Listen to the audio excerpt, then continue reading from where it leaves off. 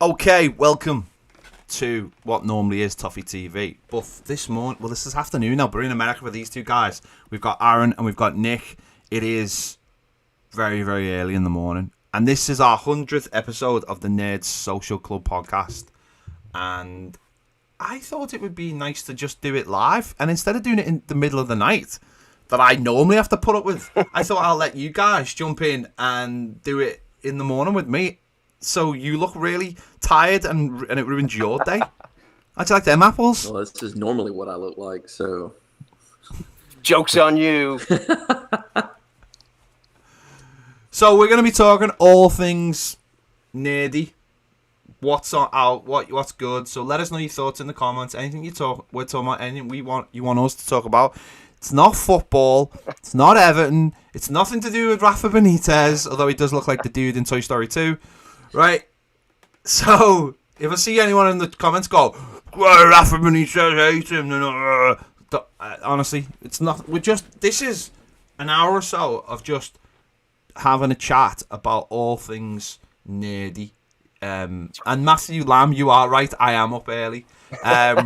For me, I was going to say, that's why I choose to. You're up late or you're up early. You just no getting away from it. It's why I choose. It's why I am. It's for in the new Mighty Duck show where the guy goes, I've got more of a podcaster's body. He's me. That kid is me. Nick right? Nick, that the kid, podcast lad. That kid is me. So so no football talk. All films, movies, Star Wars, Loki. Anything you want to jump in on? Anything anyone's been watching or we've been watching and you want to discuss it? Anything, and we'll have a chat about it. There you go. I'm gonna do like a proper intro now for the podcast, and then we'll go from there. So here we go. The rules have been set down. It's up to everyone now who's watching to just sit back, enjoy, and get involved in the show. Here we go. Welcome to the Nerd Social Club podcast, episode 100. I've got all those wavy flag guy things in the car parks and selling you cars and car washes and all that kind of thing. Honestly, I've got them all here. Laser beams, all those things. It is episode 100, and for that, we are going to have an absolutely massive extravaganza where we're just doing what we normally do, which is talk about stuff. But we have got Nick with us, Astro, who people will know he has jumped in now and again on the show because of his job. It's not like he can be here every week. He's got like a top secret agent man, like that kind of thing. So, Nick, it's good to have you with us. It's even better to be here. Even better to be here. He's so smooth. Oh, there you go. He's so smooth. Yes. He's like a fine Marlboro.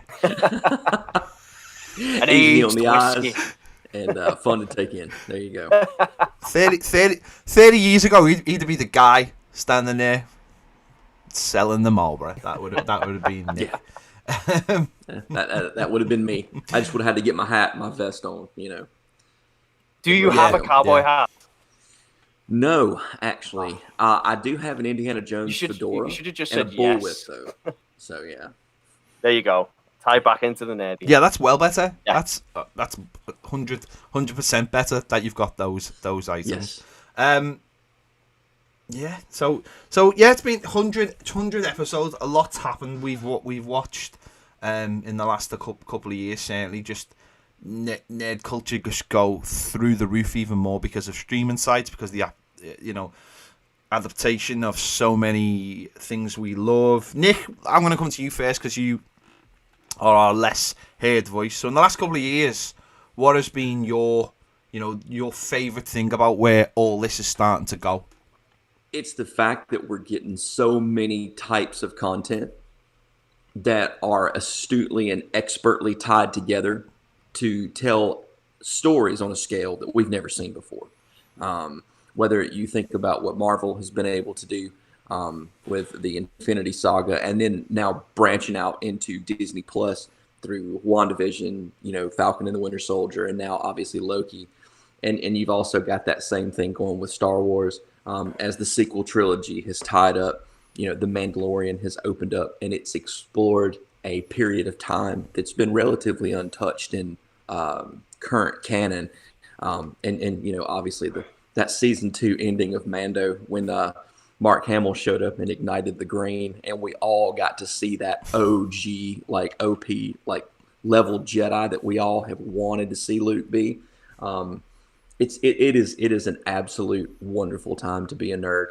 You've got High Republic comic and book content that they're doing that is super enjoyable, and all the Marvel Star Wars titles are running great. So I mean, for me, it's just we are literally spoiled by choice. Whether we're a fan of the DC universe, or whether we're a Marvel fan, or whether I mean, even like The Witcher has a great show on Netflix, and you haven't even talked about what Stranger Things has been. So whatever your flavor, okay, we're literally living at an all-you-can-eat nerd media buffet, and we are fat and happy. I definitely think, though, igniting the green means something completely different in the UK than that it does in America. It probably has it has another meaning here too. And whatever green you're igniting, enjoy yourself. A lot of people are enjoying themselves igniting the green. Let's be honest, that they are watching these programs. That's true. No, you're absolutely right. It's getting so good. Aaron, go on. What's been your favourite sort of thing over the last couple of years? I was going to say, just like, I think we've witnessed such a change in the industry as a whole. Like, again, like kind of what Nick said, watching those streaming services just blossom and kind of expand and just getting competitive. And now they're forced into this situation where they're like, well, we need content. So now they're getting more ambitious with some of the stuff they're starting to put on TV versus, what we would have gotten like a decade ago. So it's just been, like Nick said, again, we've been eating good as nerds, and it's been fantastic to see. I mean, again, Disney's one of those ones that have been absolutely raising the bar with some of their content. HBO Max has been putting out some brilliant stuff as well. I know we usually chat about some of their shows. You've got Apple TV Plus now coming into the game as well. And again, it's just nice because there's a level of accessibility there. Like, we all love going to the cinemas, but not everyone can always get to the cinemas and get out to watch this stuff. DVDs can run sort of expensive. So having this kind of thing just creates a bigger source of fandom for everyone to get involved. And it's just been really cool. And seeing how many more people are getting invested and interested in Marvel, even to a level of depth that I didn't expect I'd see in my lifetime. Like, we're talking about, in our Discord, like the Darkhold and, like WandaVision and like going into levels of like multiverse and Loki and everything like that. It's just been, it's been a lot of fun having that community to kind of to share it with and watch the industry change. Yeah, I'm a little bit not worried about the streaming services because they've been absolutely amazing. I know the pandemic's had has had a real effect on what's going on. I really just don't want people to lose sight of movies should be seen on the cinema. That's like my number one thing, that like they have to be seen on the cinema, because I know this has been said before by a lot of like top directors and stuff in their criticism of like Marvel and stuff dominating cinemas, is that I really don't want good films to leave cinema and just be available on streaming platforms, because even any film, even if it's a drama, it should be seen on a cinema and not at home. I know it's great that we do have the option, but I want to keep cinemas alive so that we have the option. We have the option for every film. I think that's really important. But just going back to what we've done about the last couple of years, I think it's been amazing. One of the things I'd say is, like, obviously I'm a massive Marvel guy, but it's actually Star Wars that I've loved watching the transition in the last 2 years, because it's been so surprising. Not how well it's been done, but just the direction they've taken in. They've used the platform of Disney Plus to take us away from the Skywalker saga and start going into the corners of the world that I think us three prefer than what is happening on the Star Wars. Let's be honest here, right? Like, I love Star Wars. Aaron loves Star Wars. Nick, I think secretly is in Star Wars. Like, he's just this guy is like the biggest Star Wars. I was going to say, I wish we could show people how invested in Star Wars Nick is. But I think even Nick would say, and this is how Nick has, the prequels are crap. Let's be honest. On the level, no, they are though, aren't they? They're just crap. If you're talking about the difference between the prequels and the stuff that's on Disney Plus, they look crap. Like, it's so formulaic. It's so easy. It's by the numbers Star Wars. There's nothing engrossing about them. There's no real standout characters. They're all it's just a bit of it's just like your favorite ice cream given to you, and it's going, it's melting in front of your eyes. Do you know what I mean? Whereas all this new stuff has brought us characters that we didn't know, or they've brought back characters like Boba Fett that we wanted to, and they haven't just gone, Boba Fett survived, nice one, here's what he's doing. It's like they give you some real insight into what's going on in that world, and I've absolutely loved the direction. It's made us fall in love with people like the Mandalorian, give us Baby Yoda, these characters that we didn't know we needed. The way it's filmed, everything has just been perfect, and the way it's expanding, it's only going to go in one direction. It's just for me, it just shows you what can be done with the platform by really talented people if they're allowed to get onto it and take the stuff we love and make more of it, make more and more of it, better and better and better, and take us in directions that we didn't think were possible. Oh, I completely agree with you, Ped, on all that. I will say this in the prequels' defense. The prequels are really, really good movies, unfortunately made by a bad director. And that's not knocking George Lucas, because without him, we don't have Star Wars. But, I totally get where you're coming from with that sentiment.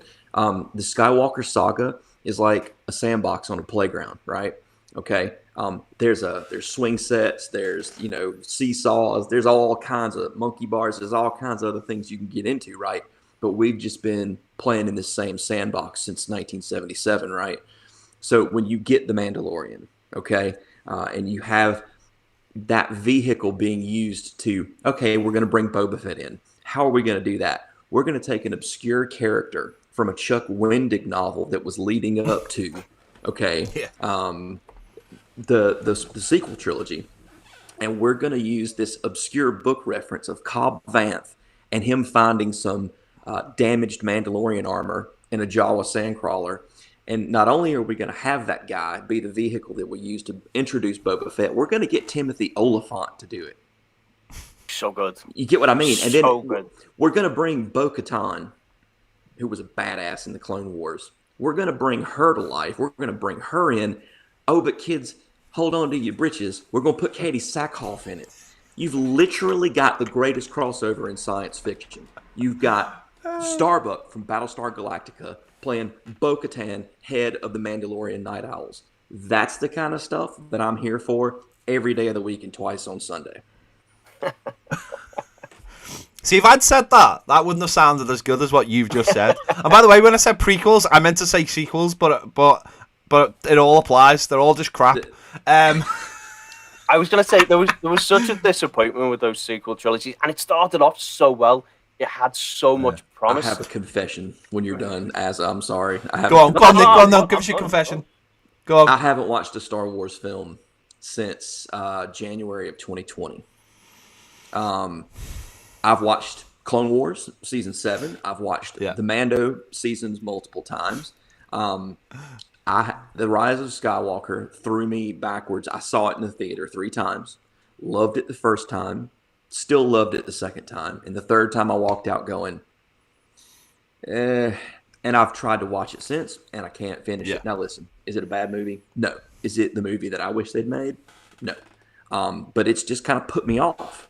I'm going to come back to it. I love Empire. I love, those films are the bedrock of my geekdom, and I'll obviously come back to them. But I've been on a bit of a hiatus. I've been enjoying some of the content, mixing it up a little bit. I haven't. I was going to say, I think that's why the contrast of the Mandalorian was just such a like an awakening, just because off the back of that there was such a discourse, such a contrasting how fans felt about the saga and how they felt about the franchise. And then you just had Mandalorian that just swept everyone away and went, yeah, this is it. What we've been looking for, that's it. Do more of that. and they have. They've just given us exactly what we wanted, and it's been fantastic. What I really like about seeing The Mandalorian is something Nick mentioned there, is that all of the stories and a lot of the characters, not all the stories, some of the stories and some of the characters are very well known to the people who are really invested, like Nick, people who read all the books, who've watched, everything, Clone Wars, Rebels, everything.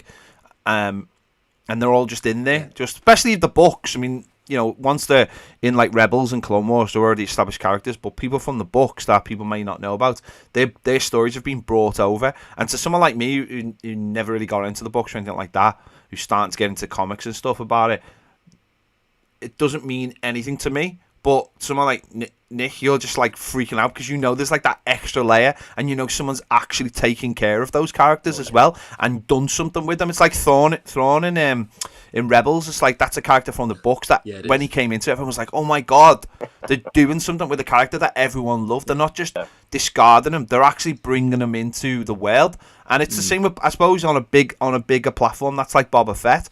Boba Fett was this character that we all loved from our childhood. He was this cool looking bounty hunter that never really got a proper fitting ending, and now they've gone back and gone, well, actually we're gonna take that and we're gonna give you a really satisfying explanation of what happened to him in Return of Jedi, and we're going to show you where it went on. And the closest I can think of that in Marvel is Thor: The Dark World, and how they've retconned that film, and how everyone thought that was a terrible film. I didn't. I think it's got some really, really good stuff, especially stuff on Asgard. But I really love that, the way that in Endgame and also in the Loki episodes, they've gone back and retconned that film and gone, no, this film's got a lot of really good stuff in, but you've all missed it. You've all missed it because you were too bothered about the Dark Elves being terrible bad guys, and Asgard, and Greenwich getting destroyed and all this kind of crap. That was really poor, and I love that's Marvel's little take on that. But I love that Star Wars has just gone back and gone, no, see that was really good. Okay, you love that character, but we're not just going to go, here's the character. We're going to give him a cool reason to be back as well. And I think that's what's been brilliant so far about how they've took Star Wars on. So what you're saying is the Infinity Saga is now the Thor: The Dark World Rehabilitation World Tour. That's what you're saying. I have slated that film. I've slated that film. But you know what, right? In Empire Strikes Back, we hear that Boba Fett's the most feared bounty hunter in the galaxy, right? Yeah. And you're like, and also just looks cool. And okay, he looks cool. I mean, and we don't ever see that in action until the second season of The Mandalorian. And when he takes that gaffy stick that the Sand people carry, and he literally beats a whole battalion of stormtroopers like he owes them money. You know what I mean? Like they owe him money. I mean, honest to God, that's an ass whooping you can write off on next year's taxes. You know what I'm saying? I think my favorite thing to do. Again, if I'd said that would have sounded really, really stupid and corny, but you said it and it sounded like those badass cowboy thing. Anyone's it's like you can get away with you could say things that like Wolverine says and just get away with them, whereas if I said them, I'd just look like a dick. I was gonna say, coming to Toffee TV, Astro voiceovers. The thing though, like with Vader, right? We always hear Vader's. We see him choke a few fools. We see him fight Luke, right? Okay. But when you got Dave Prowse standing next to Mark Hamill, it looks like an adult fighting a kid. You know what I mean? Yeah. Right? So we never really see like that full scale, like Vader down, like from the Marvel series, Vader down kind of like violence until Rogue One. I think that what they're doing now is they're showing us what they've been telling us for so long. And I'm really happy that they're giving, I also have this weird theory, just as an aside, that Jon Favreau as a kid really wanted a Boba Fett action figure and could never get it. And that's what has led to this whole thing. And I'm all for it. I was going to say, we all watched the behind the scenes of The Mandalorian season 2, where Robert Rodriguez comes on and was like basically his audition to do a whole Boba Fett show was him and his kids playing with action figures and trying to depict the stuff. I was like, that's amazing. And it was like, I thought I was going to get laughed out the building, and Jon Favreau and Dave Filoni were like, that was amazing. We've got, there's definitely something there. And you're like, these people are just same minds. Oh, they are. It reminded me of remember when we were kids and there'd be adverts on the TV for action figures, and the kids would have like absolutely amazing setups within their yards. Like it wouldn't just be the action figures; they'd have like all these stone, sand and stone, and it was all built into like, and you like and like you were like, what? How has that kid got that thing that looks like that in his yard, and like a waterfall, water feature, and like by the way, just something you just said there, Aaron. When me and Baz used to do the footy show, we actually did have Aaron doing voiceovers for us. Astro. We got him to record Astro. Yes. We got Astro to record a lot of voiceovers for us. And we got like I remember we got Eric at the time as well. We even got Tracy, Eric's wife from Folletonians, to do. We were like, Americans will make us sound awesome. I did it. Get out to do. People were like, they really went all the way out on this. They really got pushed the budget out. And then I did a James Brown impersonation on KCC Live one time. Oh God! Do you remember that? I don't think you could do that now. I don't think you'd be allowed to do that now. I could do that. We had like proper sudden drill. What a throwback! Welcome, KCC Live. That was amazing. So the whole world, and even in the last couple of years with the streaming site, really has evolved and become such a good space. And now we're getting shows like, I mean, last week I watched first couple of episodes of Sweet Tooth, which was, again, it's a property I wasn't aware of. It's a DC comic, and it's such a good show, and there's real money put on it, and that's what I love now. I watched I'm trying to think about the other show I watched a couple of weeks ago. What was the other superhero show I've completely forgot about? The Mark Miller one. Oh, Jupiter's Legacy. Jupiter's Legacy, which is being cancelled now. But even that was like, they spent so much money on that, and that's the reason it's been cancelled.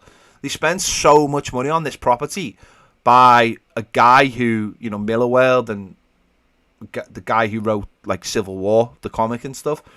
But that's just showing you that everyone is so hungry in the streaming world now. All these companies to adapt these. And we've seen with things like The Boys. Do you know what I mean? In the last couple of years, things like The Boys are just. I never thought that would get made. I never thought I needed that though. And then you watch it and you're just like, yes, this is amazing. This is the kind of content that exactly what I want. I want all my superhero stuff over here, but I also want this stuff over here. Yeah. Watchmen. Oh my God, the HBO Watchmen show is incredible. What an absolute. But I even heard someone talking about this the other day, saying about how Watchmen was one of the only shows that ever mentioned the Tulsa riots. The Tulsa riots. Black Wall Street, Massacre, it was like the first show ever to address it.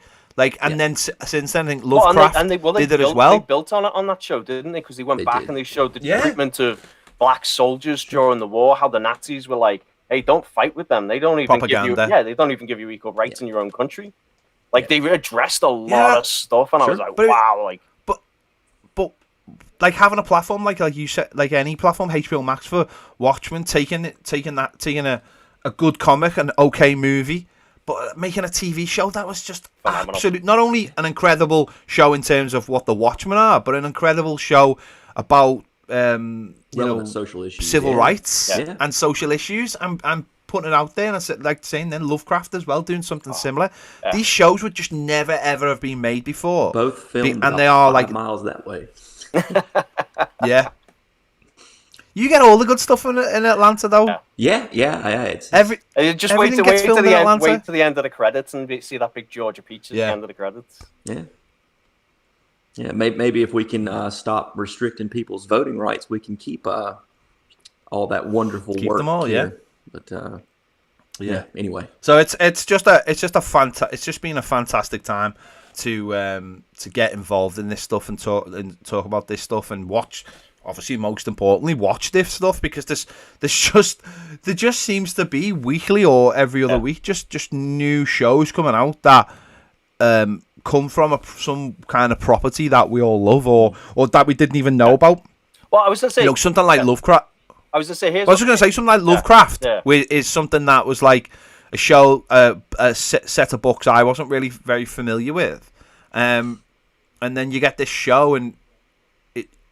there's a lot of money being put into it, and you can see the money on the screen. And again, I really love that show. But that's something that obviously wouldn't be made probably 5 or 6 years ago, because the stuff is so not obscure, of course, but I'm not sure if it ever would have crossed over. And if you don't put money into those kind of shows, then you can't do them justice. Yeah.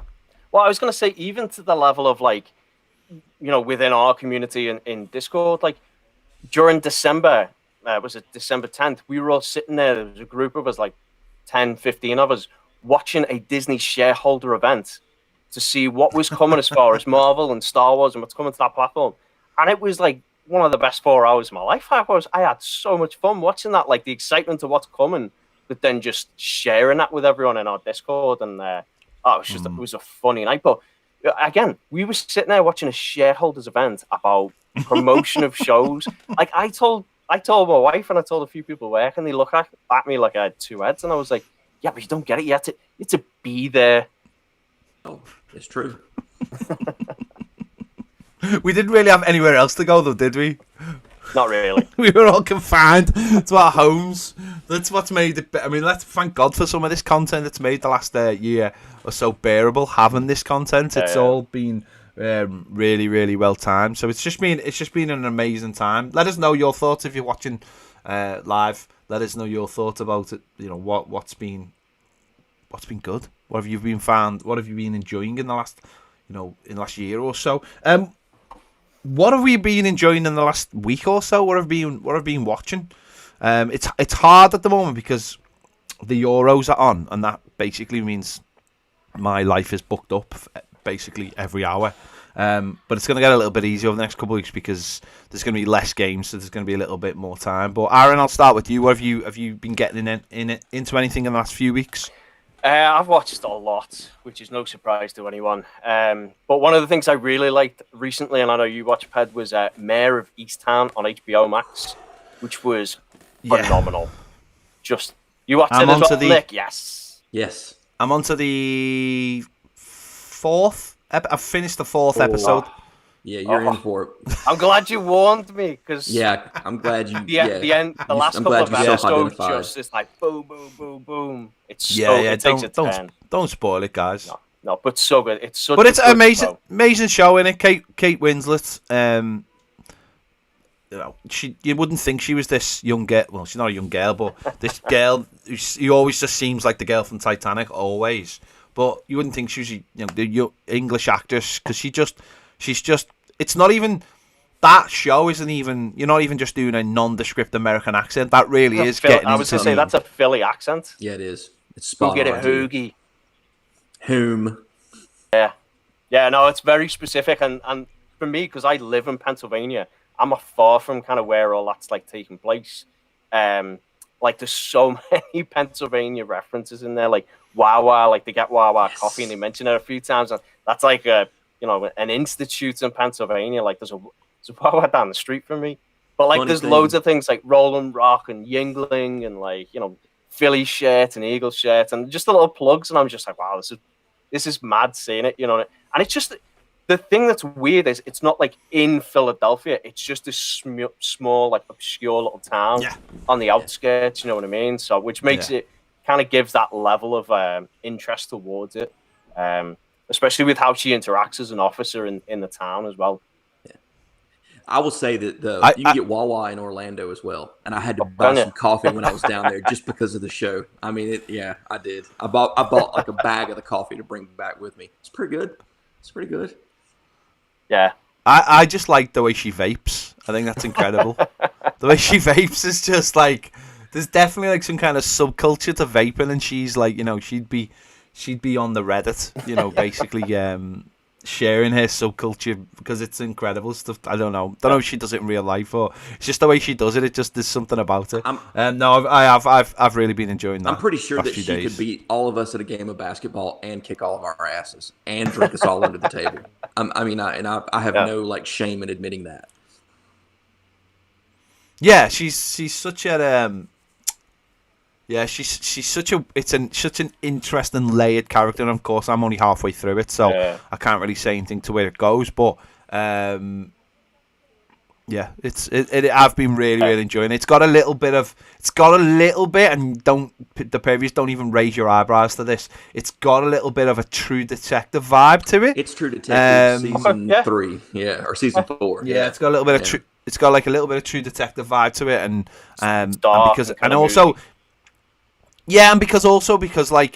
because I suppose it's which way you look at it. Like, obviously, you two guys have slightly different perspectives on this. Aaron, you're someone who's moved over to America.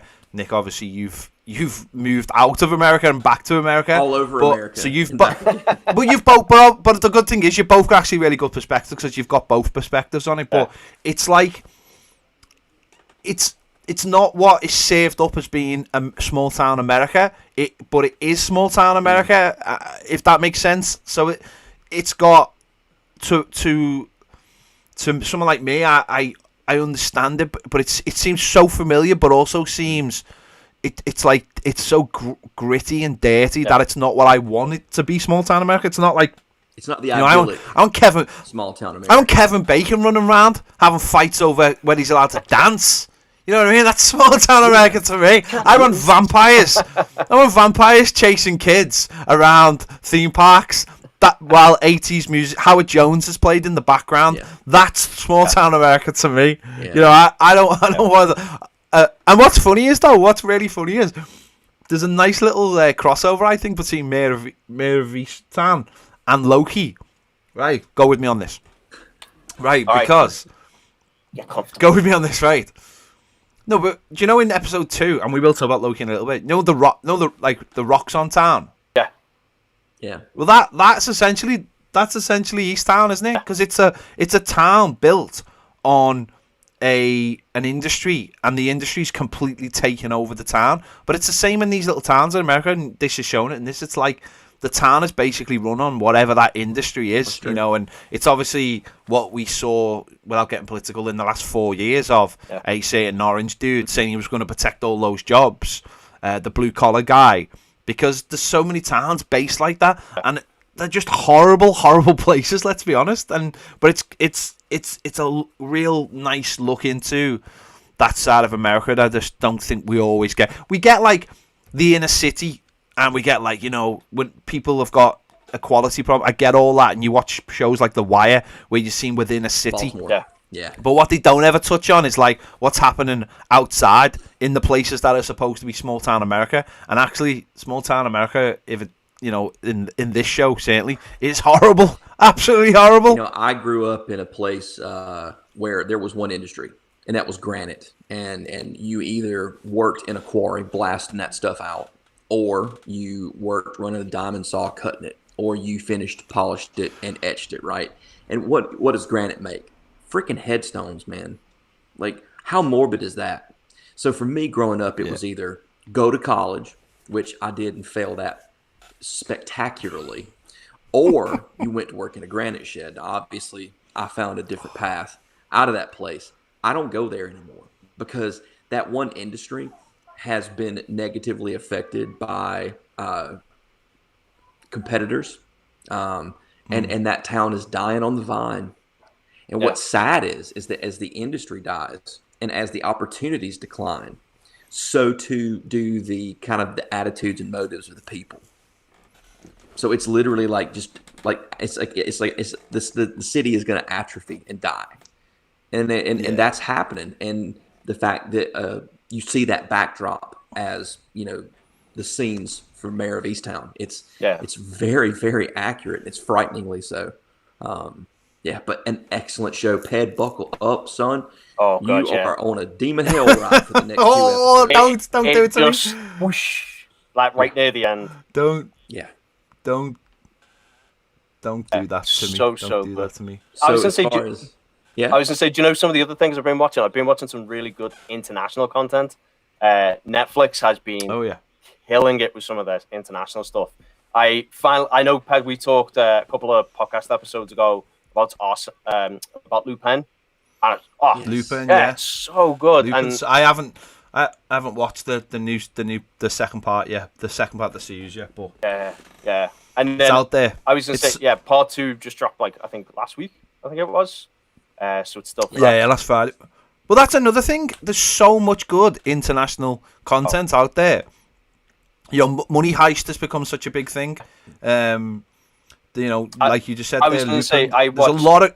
Yeah, I watched a John Wick inspired one from Spain called Extremo. Extreme. It's so good. The fight choreography is fantastic. Really good film. I watched one on Amazon Prime, which is based out of Sao Paulo, Brazil, called Dom, which is all about. It's almost like this kid who's addicted. His dad's a cop, but he's addicted to like cocaine and stuff like that. And you see how he ends up feeding a habit, and he actually becomes this like big crime lord from like this middle class kid, and goes into the slums. It's fantastic. It's a really great show. There's a lot of good stuff out there. Yeah, I watched another one that's based on this. Like the sun changes its like polarity, and basically starts every time the sunlight touches someone, it kills them. And these guys are on this plane. they're on a plane trying to escape the sunlight, and it's called Into the Night, and it's fantastic. I think it's a show from Belgium. So good as well. Wow. Yeah, really. The international content's been fantastic at the moment. It's awesome. Yeah. The international stuff's really, really, really good. I need to watch again. I need to watch Lupin, but I haven't had a chance yet because football and stuff. No, I said I watched the first couple of episodes of Sweet Tooth, and that is such. I need to get on that. Such an interesting show. Again, it's dealing with real life. It's dealing with the consequences of what we're doing to the world. Again, I think there's that Loki touches on that. I think underneath Loki, there's actually a large environmental message if you watch closely, and it's about these. It's about basically the world ending and then almost like it restarting straight away, and both of those worlds clashing with each other. The death of one world and the start of another, and all seen through the eyes of a young boy who's sheltered away from it because his dad sort of realizes very, very early what's going on, and is brought up away from the world. Like he's not influenced by like modern culture or anything like that. Yeah. Well, yeah, he's completely away from everything. Yeah. He's completely taken away by his father, and it's what happens when his world does then clash with the real world, and it's so the special effects are seamless. You never doubt anything in it. The characters are really good, and it's just a really, really, really nice show. And you know what? What's tough is when shows are carried by kids, and some shows you end up just basically hating the kids, don't you? Because they're annoying. But this kid in this is really good, and even though his character in it is annoying because he asks 1,000 questions because everything is new to him. He doesn't have that filter of as kids get older, they start to understand more and more about the real world, so there's less and less questions, and all the questions change. This kid is like 10 and is asking the most fundamental questions, like what's chocolate?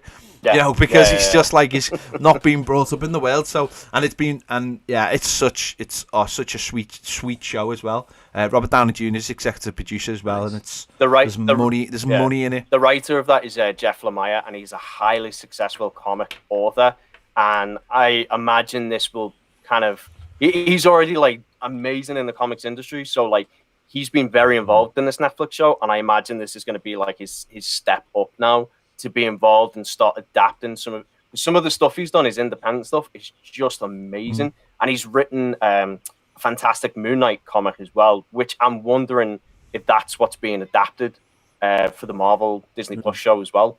So I think we're going to hear and see a lot more of Jeff Lemire moving forward. Interesting. So Sweet. I'm trying to think. Sweet Tooth, Mayor of Easttown. Because I've also been playing a lot of Days Gone. If we've got any gamers listening and watching, I know you two guys aren't massive gamers. I was just saying we just had E3 as well. Yeah. But I've been playing Days Gone. It's just awesome, man. It's just an awesome. I literally got it for free as well. Got it for free off the PS Network. It's a couple of years old. It's not really seen as this like big game, or wasn't, but it's got such a cult following, and I've just been smashing it for the last few weeks. Like every spare minute, just switching on the PlayStation to play it. So I haven't heavily been getting into watching. I've watched a couple of Mythic Quests as well, which I'd advise anyone to go and watch, because Mythic Quest. And again, they did that thing where anyone who've watched Mythic Quest will know that in the 2 seasons, the middle episode of both seasons, they've done like a show, like a sort of a flashback show from showing you what went on back in time to help create the show. And that was done so well as well. So it adds like this Mythic like Quest level of depth. It does, and heart as well to it. Yeah. Real heart of understanding. It's really surprising because as you're watching through like the regular season, you're like, oh yeah, this is just like a workplace comedy. It's just supposed to be like obscure and silly and stuff like that. And then you get that episode and you're like, oh, okay, this is there's levels to this. There's more to it than Nick. You'd really like Mythic Quest because it deals with fandom. Yeah. Oh yeah. Quite a lot, like, because it's about the studio, about studio creating a game. Yeah, it's about how the like one of the main guy just basically like, it's like there's a guy in it who's like, give them what, if you put this character out and then give that character a new suit and charge the kids $5 to pay for it, they'll pay for it because they're all stupid. There's that kind of person there, and monetization guy, and monetization and stuff. And then there's other characters like, no, we have to look after the characters. The integrity of the game. They are my children. And then there's just people like, dude, it's just a game. And then there's so many. It's coming from so many different angles of fandom and like. Well, you've got the testers as well, and when they add the new tester in. And like that level of fandom, and it's funny. Like it's just funny as hell. Stuff like that, yeah. It's such a good like reflection as you're watching it. It's fantastic. Funny as hell as well. I haven't seen it yet. It's on my to watch list. Unfortunately, my to watch list grows, and it's a backlog, and I can't keep up with it. But for me, I've been I did a little rewatch of For All Mankind season 2. And for somebody like me who is my nerd kingdom encompasses, science and science fiction. So I'm a huge fan of the space program as a kid of the 80s, and somebody who watched, the Challenger incident on television and in recent years has gotten to kind of brush the boundaries of NASA in my professional career. It's been How close have you been, Nick? Let me just ask you, how close have you actually been to that? To, height-wise, like going up in a plane? 55,000 feet. I've been as high to where the color of the sky starts to change. And I've done the double Mach 2.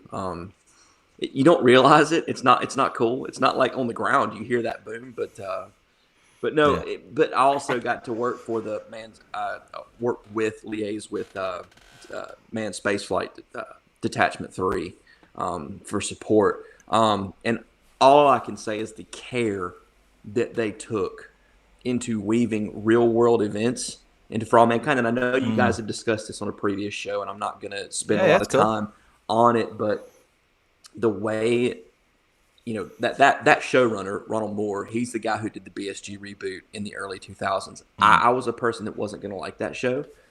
I'd made my mind up I wasn't going to like it, and he totally changed my mind. And by the time it ended, I loved it. Even for the faults that it had, I loved it. And they've done such a wonderful job with this show. And I'm not going to ruin it for anybody. The way they're taking the exploration of space in our galaxy farther, it's just really captivating. And they did such a great job with it, down to the aesthetic, to the music, to the history, to the science. It's beautifully crafted. And that's the thing. Yeah. Used to be science fiction shows. Go back and watch Buck Rogers. You can't, because it's crap. The quality of what we're dealing with now in our content is just, the love and care that goes into it is incredible. I've also, I noticed somebody in the chat mentioned Picard. Fantastic. Picard's, the season 2's coming sometime.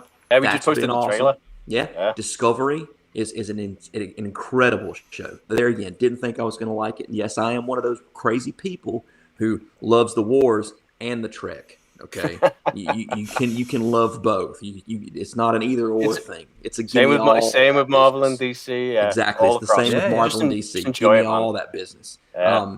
So I've really enjoyed Picard. In the Bad Batch, I was the person who, when the Bad Batch started, said, "Oh, it's 4 clones and a little lady." You know what I mean? Like it's it's a situation where the Mandalorian finds the child, the Bad Batch find Omega. Yeah. And I was at first I had that moment. Omega. I had that moment where I was like, what is this? And I was like, yeah. Hold your feels opinion. Like a formula, yeah. Hold your opinion and let just see where it takes you. And it's taken. I love the story, the animation, the money that they've poured into season 7 of the Clone Wars and the Bad Batch. You can see it on the screen. It's an art form in and of itself. Yeah. It's an art form in and of itself. No, it is. And Loki. It's awesome. Oh wow! I mean, I'm really enjoying the fact that I have absolutely no idea what's going on with Loki. It's incredible. And for me, I love the TVA is supposed to be the most powerful and technologically advanced group in the world. Yet it looks like the 1970s, like decor and technology threw up all over. It feels like when you walk into a government building in the US, like it does. It's this like archaic building, but it looks like a monolith. But then you walk in and technology is still using like horribly crappy computers. We'll come back to Loki in a minute. We'll come back to it. But that's what I've been watching. So. We'll come back to Loki. What? Yeah. Just so so in terms of trailers and stuff, we had an Eternals trailer come out about 2 weeks ago now, wasn't it? I think it was.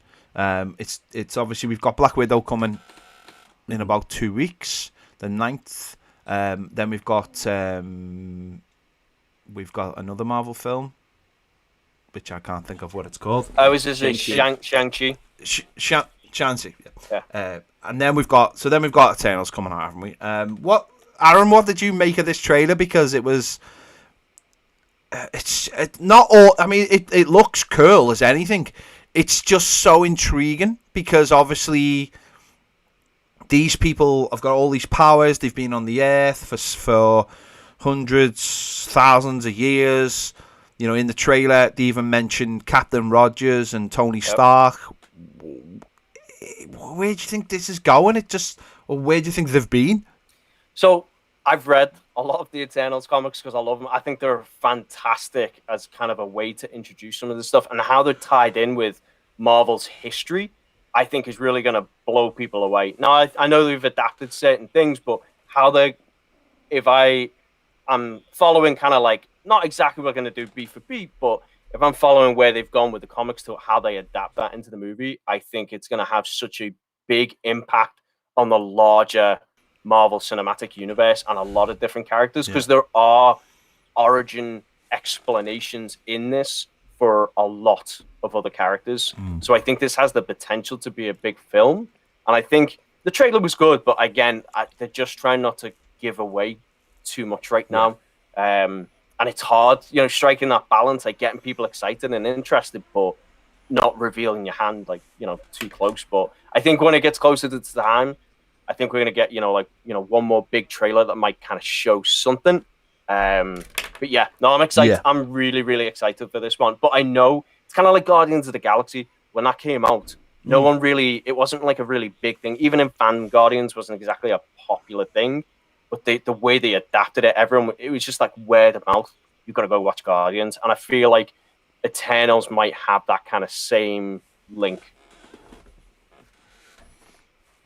It's it sounds. It looked like obviously it went through a lot of centuries and decades and coming up to the modern day. It's just that it's really intriguing to see why or where they were when obviously everything was going down in the last 10 years. It's just going to be really interesting to find out what happened, whether they got brain wiped and something woke them up, maybe the snap woke them up from that or whatever it was. It just and even a line like, where do you think Captain Rogers who's going to take over from Captain Rogers. Like that idea that they knew him as well, so maybe they knew him in the 40s or something. They helped out. It's so interesting. But I just think the whole thing, what we've seen obviously with WandaVision and what we've seen so far in Loki, and how everything is just opening up now. We obviously started off with very Earth-based characters and stuff, but I think when we mentioned when Falcon and Winter Soldier's on, they feel like very Earth, boots on the ground characters now. And it's funny how a few years ago we looked at those characters and they were otherworldly to us. It was like Daredevil was the boots on the ground, but now those people are, and now we're getting things like the Eternals, and we're getting like people going around the universe causing mayhem. There's such a like cosmic level to some of this stuff, and even just in terms of storytelling, it's so much more weird and ambitious. And again, without some of the boots on the ground stuff, I don't think you could have built to this kind of level. But some of the stories we're getting now are really to the level of what you've seen in the comics. Because I know, Ped, you just recently read the House of M, and you can kind of see those influences from WandaVision and things like that. Like, and that had a couple of different comics. But again, some of those comics are weird, and they do push the envelope a bit more. And again, years ago, you couldn't have gotten that kind of stuff because you're like, I don't think people will buy into this. Like, it's just a bit too much. But now we're at that stage at Marvel that you kind of need to kind of keep pushing and keep expanding things out. And hey, we're eating good. Mm-hmm. I think that just how much of an imagination do you have to be like, oh, DB Cooper, that was Loki. Yeah. I mean, honestly. Yeah. No. And I even noticed in the chat somebody's mentioned we're getting another Matrix film. Like, there's so much content. We're getting a Lord of the Rings series. Muster the Rohirrim. Yeah. Oh, the War of the Rohirrim. There's going to be an animated Warner Brothers. That's the second one. Yeah, that's an animated film they're doing as well. I mean, it's literally like we are in the golden age of geekdom right now, and you really are, because I don't know. I mean, for me, like as a collector, right? They're reissuing He-Man stuff. Like, I'm not buying that, but seeing it on the peg, if you get that luxury with the way scalpers are. Scalpers, you suck. Sorry. But G.I. Joe is doing the same thing. So, like I said, when I talk about the fact that we're spoiled by choice, it's in apparel, it's in merchandise, it's in content, it's in what you can read. I mean, I think this is where Ped needs the cameo's coffee cup. Because everyone needs to see the joy. It's not very good if you watch it. It's not very good if you're listening to the podcast. Yeah, I've got the old Jedi. What's interesting is just if you're gonna. I mean, funny you just mentioned comics books. I read Civil War as well last week, and it's the first time I've read that. It's really intriguing when you read these comics, like the likes of House of M and Civil War, and you've already seen the films or the TV shows, and you can track where they took the certain story beats, and even though there's characters within those comics that never appeared on the shows or in the movies, it's just really interesting to track the beats that they've taken. It gives you such an insight of how they do it. But what I was going to say there off the back of Nick's comment there was, what a deal Disney got when they bought Marvel. Oh my god, I think did they pay $4 billion for Marvel? Yeah, and they made their money back in droves. They must be just like you just said there. Merch is just like the merch they bring out for every show. Like if you go like on the Disney website every week, every show they drop now or every film they drop, which is like seems like one a week now. Yeah, it just has this huge line of merchandise that goes with it for all age groups. T-shirts, Funko Pops, the comics that inspired them all of a sudden just go whoosh. In the last couple of weeks, you had Luca, which you want yesterday, which if you listen to the podcast, you'll get our review at the end of. So you got like Luca stuff, you've got Loki stuff, you've got Black Widow stuff coming out. It's just ridiculous. There is absolutely ridiculous. There is a backside to that though. I've been to Galaxy's Edge at Disney World twice now, and I have to say that what ruins it for me is the fact that it is you have to wait an hour to get into a shop to look. Okay, so the commercialism side does have a flip side to it. And there are people who are so worried about rushing around and buying stuff that they don't take a moment to stop and realize that is a life-size Millennium Falcon in front of you. Okay, and when you're in the queue waiting for the Millennium Falcon ride, which unless you're the pilot, don't waste your time. If you got a bad back and a bad neck, don't do it. But the best part is you're waiting in line and you go, that's the gun that's on the back of the snowspeeder. That's the harpoon gun laying in a parts bin. You know what I'm saying? Like, it's the attention to detail that goes into it. Yeah. And people don't appreciate that. They just want to buy more crap. Now, as a consumer who buys more Star Wars stuff than any person should have in a lifetime, I am guilty of that. But it's also something to where I want to say people stop and appreciate the detail and love that those Imagineers took to build this thing. But on another Star Wars note, War of the Bounty Hunters, the comic series right now, it's a standalone comic that is running between the Bounty Hunters line, Dr. Aphra, the main Star Wars line, and Darth Vader. Is that being led by Charles Soule? Soule, exactly. And it's basically like what happened between when Boba Fett left Cloud City with Han to when he got to Tatooine to deliver him to Jabba. It's a galactic cannonball run involving, the smooth smuggler and carbonite and bounty hunters and crazy stuff galore. I mean, like I said, nerd buffet. Well, and that's some of the fun things that's going on. Like, I mean, even look back at Rogue One, that just movie that kind of adds so much more to like A New Hope and things like that. And we're getting these periods in between things that just add that extra level of oomph, and you're like, that makes so much more sense now, and it gives us so much more weight. But yeah, so I circling back, I think for Eternals, we're gonna get a lot of that, through that trailer. I must admit, in the last couple of weeks, I've been looking at the Avengers campus in LA with such. I want to be there, but at the same time, like I was supposed to be in LA last year, and I would have missed the. We've lost. There he is. Oh, he's back. We would have. I would have missed the launch of it. So, and then this year I'm going to miss the hype of it, and next year hopefully it means like it's the Goldilocks effect. I think last year it wasn't there. This year it's too hot. Next year it should be just okay. But just seeing it all, like, and I haven't been to Galaxy's Edge yet either, but. You are right, Nick. It's like that idea. To me, that place is not big enough. It should be so much bigger. And you have to take the good with the bad, right? Yeah. Okay? I mean, like you can't just you can't let it ruin the experience because you just can't. Yeah. But it's. I was going to say, can we pause for a second and realize, Ped, you still haven't gotten to Galaxy's Edge, and Baz went just before it actually officially opened.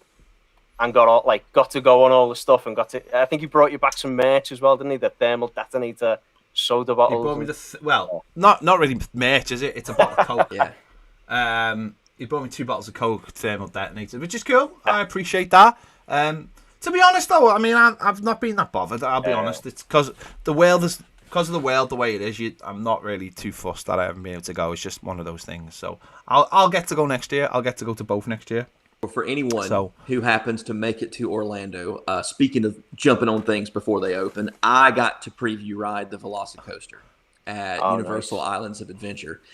And for somebody who enjoys things like that, get on board, because my butt didn't touch the seat for about 2 nanoseconds. And you spend a lot of time inverted. So, yeah, good times. Good times. What was, like, let me just ask you about that a minute, though. What was the coasties said it was amazing, but what's the surrounding like for that ride? Do you go through a scenario before you get on it? Well, Disney does queuing and the scenario setting far better than Universal does. And in this queue, you're basically, there's some cool Velociraptor statues. You remember Mr. DNA, the little dancing DNA in Jurassic? Yeah, he's in there talking to you and stuff. And essentially the premise is that you're in the Velociraptor corral from Jurassic World, and they break out, and you're in a vehicle and they're chasing you, and that one of my friends, my buddy Kip, was there with us that day, and you know, he was just like, you know, the story behind the ride sucked. Now, don't get me wrong, the ride, whew. Now and I have to admit, hands down, the best ride in Orlando at any theme park, Universal or Disney, is the Flight of Passage, the Avatar. I've never seen Avatar. I think James Cameron ripped off Fern Gully, and I just don't want to watch a jarred, you know, James Cameron vanity piece, you know, on Fern Gully. But I don't need to see Avatar. That ride is incredible. The experience, the walk-in, the detail, it's just it's worth waiting an hour and a half for. So awesome. Yeah. No, because I know like the likes of in Islands of Adventure, the likes of like the Hulk has a good, like it's a like a cartoon on every screen, and it's giving you building up to a story for what is why you are going on the ride. This is essentially the ride is supposed to be. I was going to say they do the same thing with Harry Potter World when you go on that one. Where you go through, you're walking through Hogwarts and you get like, you know, the different almost like holograms coming out and talking to you about what's going on. But again, it makes it such a, you've got a story and a theme for why you're going on, but also you're getting kind of story content to make the line just seem, you know, just a bit more entertaining as well. Because then they did it on the other Star Wars ride, the old flight Star Tours, yes, yeah. Because you have the same thing with you got the droids as you're going through the lines. You're like, oh, this is amazing! Like you're just like giddy to get on the ride. When whoever decided to help make the queue both comfortable and entertaining made the entire theme park experience that much more enjoyable. Yeah. You have to, and it's in Orlando, though, don't you? Well, you do, because you spend the temperatures in air conditioning. You're like, all right, maybe let's not let you sweat to death. Yeah. Right, let's move on to Loki because when we're live and there's a Euro game on, and I fear we'll lose people to the Euro game. So let's move on very quick. So Loki started. We've had 2 episodes. I'm loving it. I just love the darkness. I love the realization of him that he's in a place that is bigger than him, and nothing he does can affect it. I love the idea that even though that's happening, we are starting to see how his mind works and how he's starting to see opportunities to break out of the world he's facing. And it's like 2 sides of him. It's like this side of him that's like the Loki side that we've watched pre Thor World Dark World, ironically, and the one from the original Avengers movie. So I'm just finding the way he's doing things really, really interesting, Aaron. Yeah, no, it's been utterly fantastic, and again, it's tough because now you've got, like you said, the post Avengers, like the first Avengers movie, Loki, where we've gotten to know the Ragnarok Loki. So on a storytelling perspective, you kind of like, well, everyone loves the arc and the depth that kind of Loki added by that Ragnarok point by the time he gets to Infinity War. But that version of Loki's gone. So like they've now had to say like, okay, how do we get this Loki to that point in a short time, but then adapt him into this new story? And the way they did it, as far as kind of like having him relive those moments and then putting him into a point where, again, you take away all of his power and you even show him that the ultimate power in the cosmos, as far as the Infinity Stones, are worthless. And he just kind of resigns himself to the fact, like, all right, I'm stuck here. But he always plays that long game as well. But then you've got, again, the complexities of, like, well, Loki is both the hero and the villain of the show. And it's just so good. And for me, one of the things that I think that elevates it even further is those Rick and Morty, like, inspirations. Yeah. There's just, anyone who's watched Rick and Morty can just... The showrunner for Loki was a writer on, I think, season 3 or season 4 of Rick and Morty, and you feel it from the music to the graphics and just like the character work, and like they put these complex ideas just in these conversational tones that just get thrown out really quick. And again, just fantastic. Just been loving. Episode 2 was so good, So dark. I loved the jet ski magazine moment and that whole Owen Wilson jet ski conversation. Yeah, I mean, listen, like when a throwaway conversation is as entertaining as that was, the show's doing its job. I mean, it's just it's like you said, everything as I said turned up and yeah. I Need a Hero, which is one of the best songs ever. How good was that? Like, I love anything 80s reference. I'm in for. That was a little throwback to the Kevin Bacon, wasn't it? Yeah, it was. No, I pure Footloose. I loved it was the first episode. Obviously, really good, setting it all up, and obviously was really self-contained. Yeah. I'm glad that it moved very, very quickly from the end of the Avengers movie. Some smart exposition there. Yes. Yeah, Endgame straight into it, and we didn't have time to mess about. And I thought this, obviously, with obviously him being a variant and them trying to suck him into, because Owen Wilson's character is really interesting as well. Yeah. Morbius. It's because you don't quite know whether he's like fanboying out or whether he has a ulterior motive. Not a hidden agenda, because you know what his alternative motive is. It's to protect keep the TVA going. Yeah. He's already said that. He's the devote. He's already said. I thought it was really interesting when he was like, I was created by the tiny space lizards, and he was like, and Loki's like, that's ridiculous, and he was like, well, hang on, where did you come from? And when he explained where he'd come from, he was like, see, does your sound any more ridiculous than mine? So I thought that was really, really good as well. He's devout, but you don't know at what level he's actually playing Loki. Yeah, and I think that's a really interesting dynamic as well. But I just really love watching sort of Loki's brain work, because at one minute he's like, he looks really down that he's getting, like, he's like, I've always been 10 steps ahead of you, and at no point when he's saying that does he believe it, and then there's other moments in the show where he does believe it, and I just think that's really, really interesting. And obviously when we get to 2050, which is just a disturbing view of where they think the world's going to go, with basically a natural disaster every year in coastal cities or coastal towns. Yep. And then when we find out it's a lady Loki, and she's like, this has got nothing to do with you. I just found that really, really good. And it's we've only got 4 episodes. I know it's 4 out of 6, but we've only got 4 episodes to see where this is all going and how it's gonna really, really blow up the MCU going forward. I was gonna say, I've heard comments that apparently episode 3 and episode 4, I think this was Tom Hiddleston, really take it up a notch. They really impact the larger MCU, which is gonna be so exciting to see. I saw a clip recently of Tom Hiddleston talking about he was in London doing a play, and some friends of his took him to a midnight screening of Endgame when it came out, because he didn't go to the premiere, obviously. Yeah.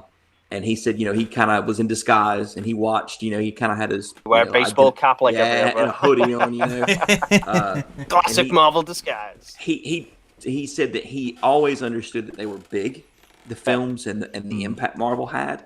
He said, but until sitting in that theater on opening night, the whole gravity of it never appropriately, like he didn't recognize it. Yeah. So when you've got somebody like that who is such a talent, given everything they've got, I mean, it's like I said, it goes back to the quality of the content. It's the production, the story, the planning. It's providing such superb content right now. Yeah, I'm repeating myself, but it bears repeating. The TVA are definitely the bad guys, though, Andy. Let's be honest. They're definitely, because at the end of the day, right? Don't think I'm speaking out of turn here, but they are just space Nazis. Let's get it right. The TVA are space Nazis. It's a completely fascist organisation of basically saying the universe works one way, and that's the end of it. And anyone who says differently, we know. Yeah, so we know the right way. I mean, we just had that whole description of like fascism and authoritarianism in Falcon and the Winter Soldier. Like they went through it in such a good way to show, like, you think you're doing this, but you're telling everyone how they should be living. That's what the TVA is doing. Like, they're space Nazis. So, and I think that's where it's really, really interesting. It's like, it's about the deviants, and there's people out there doing terrible things. and obviously the end of the second episode was really interesting. The way all the bombs were put on the timeline to disturb it all, and I'll get all branch lines and to create this panic, and obviously open up the TVA as well for the Loki to break in.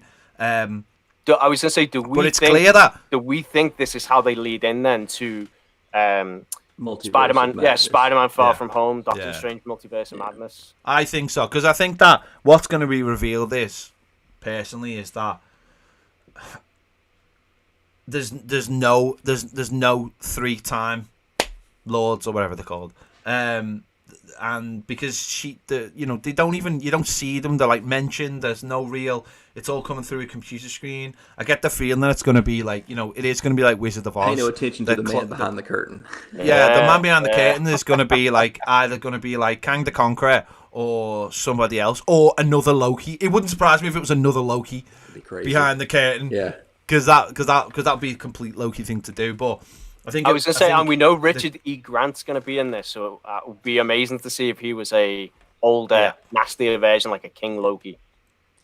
Yeah, definitely. Aaron made a really good point. That you're talking about the fascist authoritarianism, right? That stuff, the most frightening thing about it is the real world implications of it. It is insidious in its onset. The Nazis didn't just take over. They didn't just take over in a day. That stuff started in the early 30s, right? Yeah. So what you're talking about is these people in the end, in their mind, from their perspective, because it has been gradually shifted over time, they don't even realize they're the bad guy. Well, and that's what always makes a good bad guy, isn't it? It's like it's not that conflict. They just do. Yeah, it's not that they do bad things. They think they're doing good things for the betterment of the people, and they don't see the impacts of them. In their minds, they are the good guys. Yeah. And these are just the workers at the end of the day. These are just the working guys. This is mid-level management and the hourly wage employees. But they've got that level. Like you said before, they've got that level of just don't question it. The Time Lords know what they're doing. Yeah. Just do what you're supposed to. Like things like Also, though, like in the first episode where he said Loki asked him how long he'd been there, and he said, "I don't really know time." It's things like that. It's like they're in a complete. They don't know how long they've been here. Don't know how long they've been doing the job. So it keeps you on the course. It keeps you only focused on one thing. You're not focused. He's like, my life is the TVA. There's nothing else for them. The guy in the first episode didn't even know what a fish was. You know what I mean? It's like we don't even know. They could all be clones or something. It's it's really it's just going to be really interesting. It reminds me of that last season in The Good Place with with the timeline, like the way it moves, like Jeremy or whatever the hell it was. But that's what the TVA just like instantly gave me that parallel. Yeah. There you go. It's been absolutely amazing. I'm absolutely loving it. Right, there we go. We have come to the end of the 100th episode of the Nerds Social Club podcast. If you're listening to the podcast, hang about. We will have Aaron's review of the new Disney Pixar movie Luca. Check that out. He'll be, it's like the end credits. He'll be on the end credits giving his preview. Big thanks to Astro for joining us. It's been fantastic as always. Big thanks to Aaron and Nick for getting up really, really early to do this. And we'll catch you on episode 101 coming soon. We'll see you then. Goodbye.